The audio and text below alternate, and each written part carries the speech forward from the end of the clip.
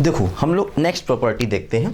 देखो पैराबोला की next property देखो ये होती है, जैसे मान लो हम लोगों ने कोई पैराबोला लिया, ठीक, और ये मान लीजिए उसका फोकस है, ये कोई पॉइंट है P, है ना।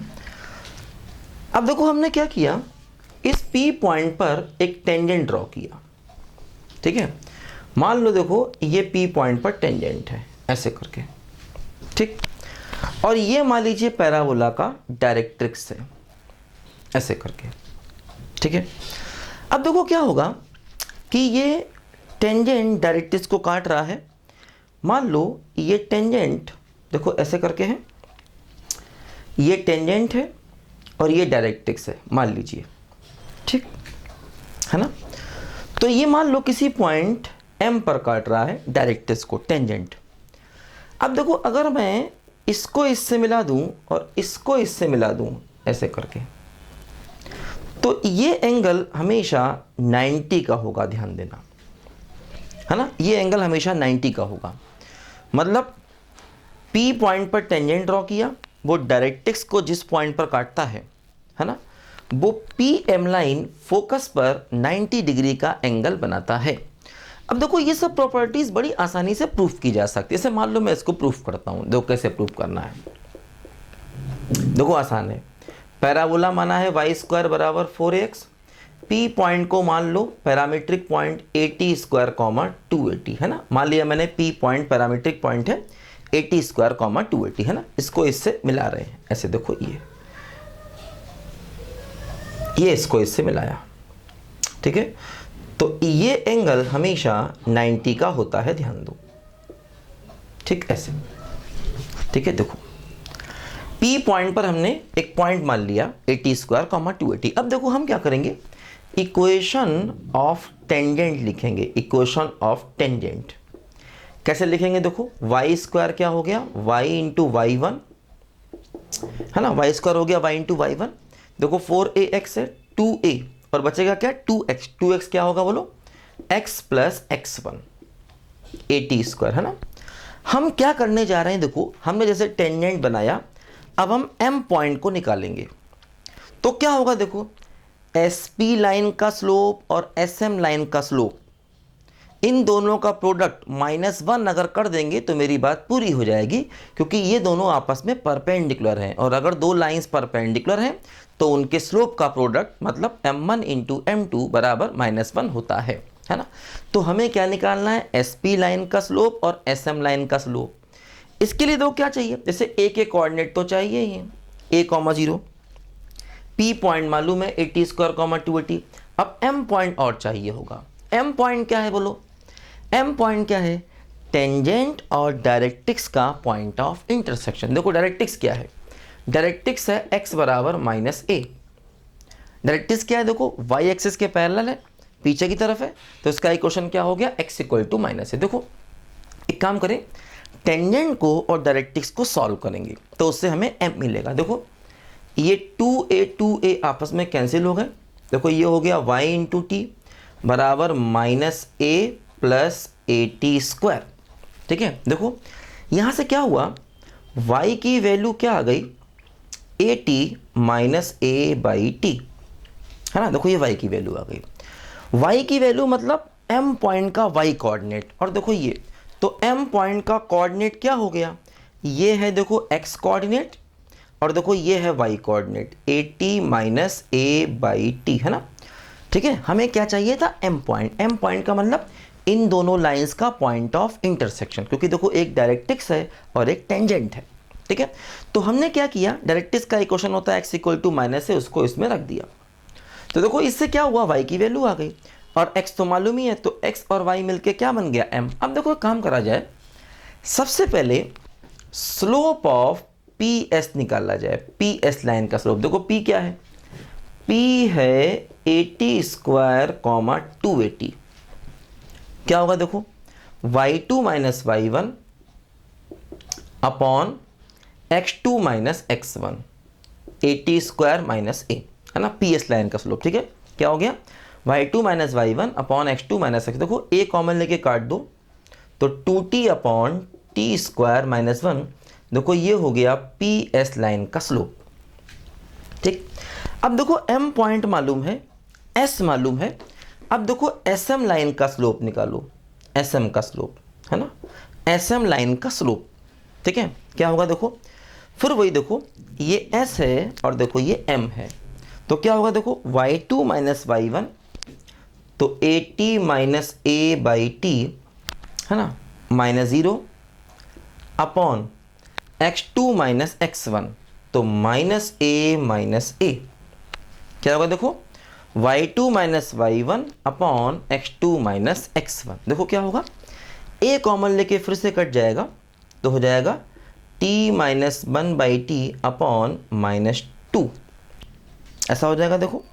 ठीक है ना, देखो ये माइनस 2a होगा, a कॉमन लेके कट जाएगा, देखो एलसीएम लो, t square minus 1 upon minus 2t। ठीक है, अब देखो एम पी एस और इंटू एम एस एम दोनों का प्रोडक्ट निकालो, देखो इसका और इसका प्रोडक्ट निकालो, तो क्या बनेगा देखो, दोनों को मल्टीप्लाई करो तो क्या वैल्यू आएगी -1। इसका मतलब ये दोनों आपस में परपेंडिकुलर हैं, और यही हम प्रूव करना चाहते थे कि ये लाइन आपस में परपेंडिकुलर है ना।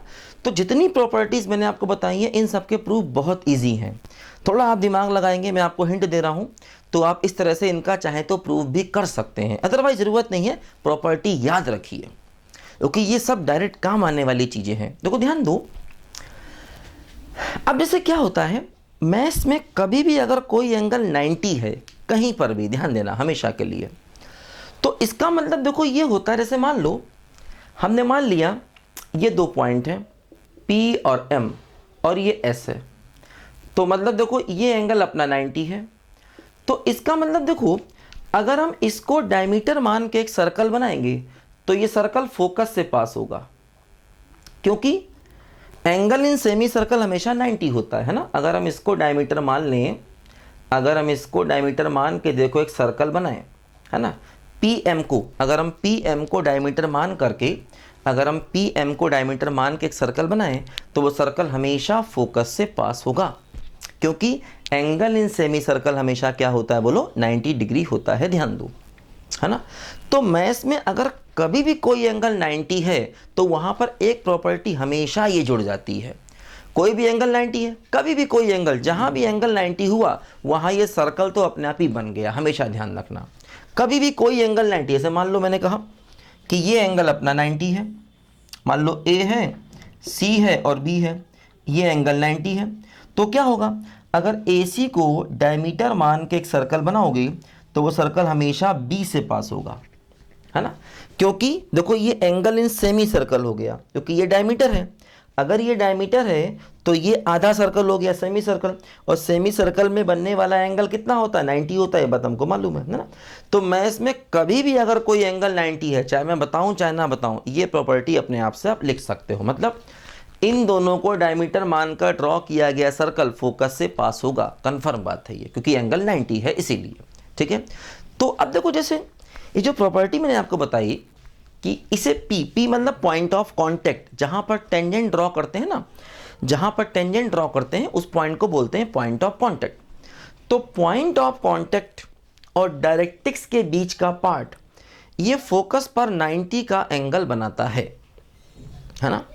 कोई भी टेंजेंट अगर हम लें तो उसमें पॉइंट ऑफ कांटेक्ट और डायरेक्ट्रिक्स, पॉइंट ऑफ कांटेक्ट और डायरेक्ट्रिक्स के बीच का पोर्शन हमेशा फोकस पर 90 डिग्री का एंगल बनाता है ना। ये एक अपने आप में प्रॉपर्टी है क्या, कि पॉइंट ऑफ कांटेक्ट और डायरेक्ट्रिक्स के बीच का पोर्शन फोकस पर 90 का एंगल बनाता है। अब देखो ध्यान दो, इस प्रॉपर्टी में एक अच्छी बात यह है, एग्जैक्टली यही प्रॉपर्टी इलिप्स और हाइपरबोला में भी है, एग्जैक्टली यही प्रॉपर्टी। मतलब देखो जैसे इसको मिटा रहे हैं, यहाँ पर इसको लिखो, मिटा रहे हैं, देखो जैसे मान लो अगर हम इलिप्स बनाएं, हाँ एग्जैक्टली यही प्रॉपर्टी इलिप्स और हाइपरबोला में भी है, ध्यान देना।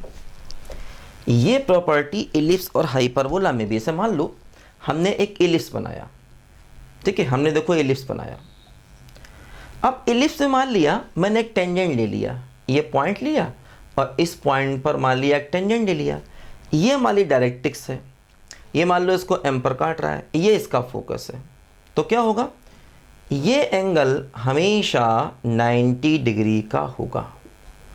मतलब पॉइंट ऑफ कांटेक्ट और डायरेक्ट्रिक्स के बीच का पोर्शन फोकस पर 90 का एंगल बनाएगा। अब जैसे क्या है यहाँ पर देखो, आप कोई भी टेंजेंट ले लो, जैसे मान लो अगर आप डायरेक्ट्रिक्स ये ले लो तो फोकस ये ले सकते हैं।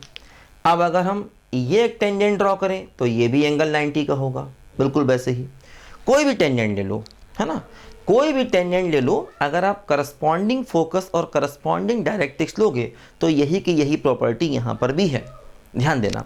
और एग्जैक्टली यही प्रॉपर्टी हाइपरबोला में भी है। जैसे मान लो अगर हमने क्या किया, एक हाइपरबोला लिया और मान लो एक पॉइंट ले लिया P, उस पर मान लो हमने टेंजेंट ड्रॉ किया ऐसे करके, ठीक है, ये मान लो अपना डायरेक्ट्रिक्स है और ये मान लो फोकस है, ये टेंजेंट ड्रॉ किया, ठीक।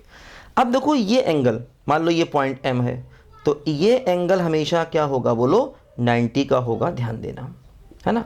पॉइंट ऑफ कांटेक्ट और डायरेक्ट्रिक्स, है ना, पॉइंट ऑफ कांटेक्ट और डायरेक्ट्रिक्स के बीच का पार्ट फोकस पर 90 का एंगल बनाता है। अब चाहे आप टेंजेंट इधर ले लो चाहे इधर ले लो, प्रॉपर्टी वही मेंटेन रहेगी, ध्यान देना, है ना। तो मतलब पैराबोला, एलिप्स, हाइपरबोला में ये तीनों में प्रॉपर्टी काम करती है। क्या है प्रॉपर्टी, कि टेंजेंट को का वो पोर्शन जो पॉइंट ऑफ कांटेक्ट और डायरेक्ट्रिक्स के बीच में है ना, portion of tangent between point of contact and directrix sustain an angle of 90 degree at focus. मतलब टेंजेंट का वो पोर्शन जो पॉइंट ऑफ कांटेक्ट और डायरेक्ट्रिक्स के बीच में है वो फोकस पर 90 का एंगल बनाता है ना। टेंजेंट का वो पोर्शन जो पॉइंट ऑफ कांटेक्ट और डायरेक्ट्रिक्स के बीच में है वो फोकस पर हमेशा 90 का एंगल बनाता है। कैसे बोलेंगे, portion of tangent between point of contact and directrix sustain an angle of 90 degree at focus, ऐसे इसको लिख सकते हैं, ठीक है। तो खैर लैंग्वेज जो भी आप यूज़ करो, प्रॉपर्टी क्या मालूम होना चाहिए। मैथ्स में भाषा इंपॉर्टेंट नहीं है, मैथ्स में लैंग्वेज इंपॉर्टेंट बिल्कुल नहीं है। उसे इंग्लिश में याद रखो, हिंदी में याद रखो, उर्दू में याद रखो, संस्कृत जिसमें आपको अच्छा लगे याद रखो, लेकिन हाँ प्रॉपर्टी याद होनी चाहिए। क्योंकि ये आपसे प्रॉपर्टी कभी नहीं पूछेगा कोई ये नहीं कहेगा कि state any 4 properties of parabola. वो तो सवाल आएंगे, उसमें इनका यूज़ होगा तो करके दिखाना होगा, बात खत्म, है ना। क्योंकि मैथ्स में थ्योरी का कोई महत्व नहीं है, थ्योरी की कोई इंपॉर्टेंस नहीं है। बस हाँ थ्योरी का क्वेश्चन में यूज़ कैसे होगा ये मालूम होना चाहिए। लिखो जल्दी बच्चे इसको ध्यान से।